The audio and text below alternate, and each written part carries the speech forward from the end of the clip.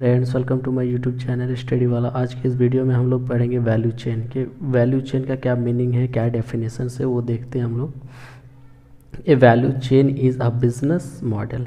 एक value chain एक business model है that describes the full range of activity, जिसे पूरे बिजनेस का फुल एक्टिविटीज़ को डिस्क्राइब किया जाता है। Needed to create a product और सर्विसेज, जिसे प्रोडक्ट और सर्विसेज को क्रिएट करने में चाहिए जो एक्टिविटी चाहिए, उस एक्टिविटी को ही वैल्यू चेन कहा जाता है। A company conducts a value chain analysis by evaluating the detailed procedures. एक कंपनी वैल्यू चेन एनालिसिस को कंडक्ट करता है इवेल्युएटिंग के द्वारा पूरी डिटेल्स को प्रोसीजर्स करके। Involved in each step of its business, जो उनके जो बिजनेस के हर एक स्टेप्स में इन्वॉल्व होता है, जो प्रोसीजर्स जो डिटेल्स के साथ इन्वॉल्व होता है, उसी को वैल्यू चेन एनालिसिस कहा जाता है। The purpose of value chain analysis is to increase production efficiency.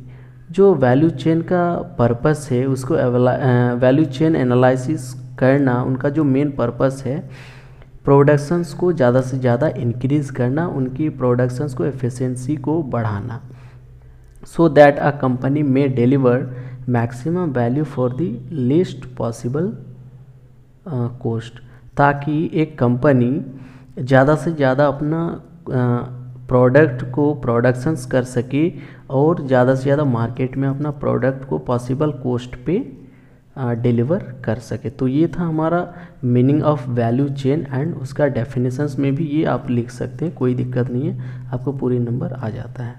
अब इनके देख लेते हैं कि कंपोनेंट्स क्या क्या हैं।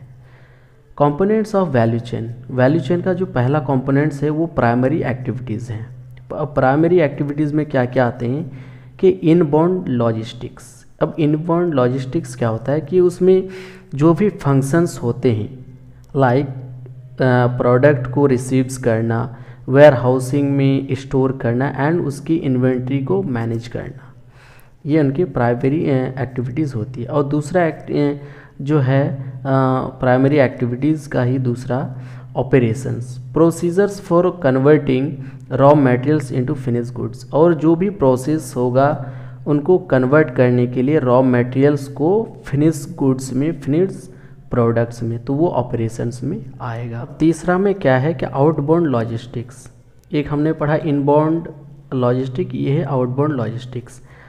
Activities to distribute a final product to a consumer. कोई भी मैन्युफैक्चरर क्या करेगा, कोई अपनी प्रोडक्ट को मैन्युफैक्चर करने के बाद अपने पास ही नहीं रख लेता, बल्कि उसे अपने कंज्यूमर्स तक, फाइनल कंज्यूमर्स तक अपने प्रोडक्ट को सेल करता है, डिस्ट्रीब्यूट करता है।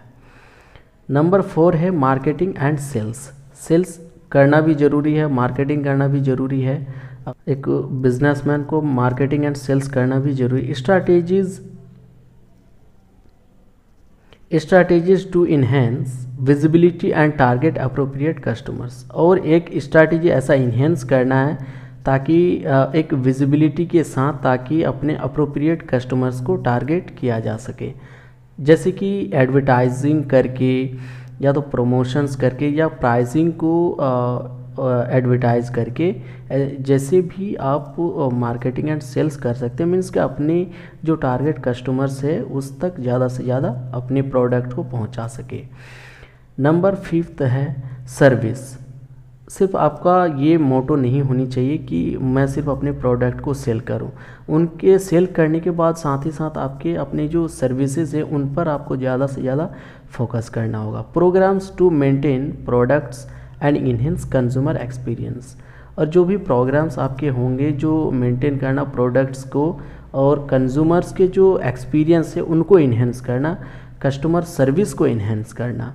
Maintenance, repair, refund and exchange. और जो कोई कस्टमर्स अगर ऑनलाइन में सपोज़ किया कोई कंज्यूमर्स शॉपिंग करते हैं, तो अगर वो रिफ़ंड करता है तो आपको वो रिफ़ंड एक्सेप्ट करना होगा, उसे एक्सचेंज करना होगा। तो मीन्स कहने का ये मतलब है कि आपकी जो सर्विसेज है, जो कस्टमर सर्विस है, उन पर ज़्यादा से ज़्यादा आपको फोकस करना होगा, कस्टमर से अपना फीडबैक लेके उस पर इम्प्रूवमेंट करना होगा। अब दूसरा एक्टिविटीज़ क्या है कि सपोर्ट एक्टिविटीज़।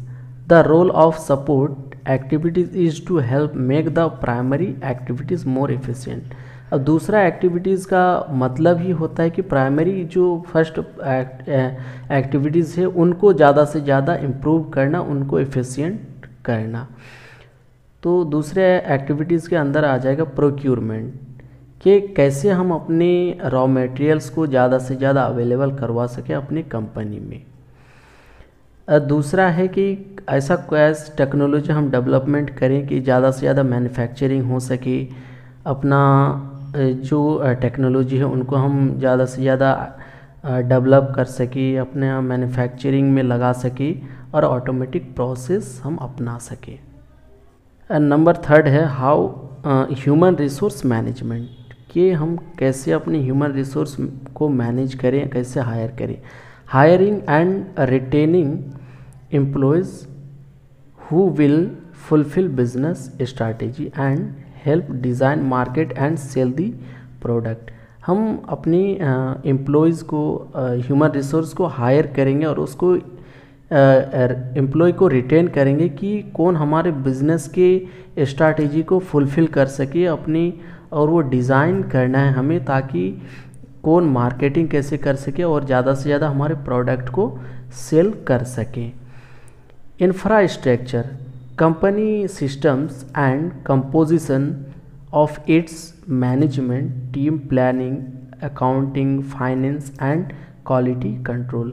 एक इंफ्रास्ट्रक्चर्स आपको बनाने होंगे कि कंपनी का जो सिस्टम्स है और जो कंपोजिशंस है उनकी मैनेजमेंट टीम का, उसके प्लानिंग टीम का, और अकाउंटिंग और फाइनेंस और क्वालिटी कंट्रोल का, ये कैसे होना है, कब होना है, इस तरीके का एक आपको इंफ्रास्ट्रक्चर मीन्स कि एक जिसे हिंदी में ढांचा बोल सकते हैं, वो आपको बनाना बहुत ज़रूरी है। तो ये था हमारा आज का टॉपिक वैल्यू चेन। अगर आपको इस वीडियो में कहीं भी कोई भी प्रॉब्लम हो तो आप दोबारा से देख सकते हैं या तो कमेंट से बता सकते हैं, मैं आपको दोबारा से फिर से बता दूंगा।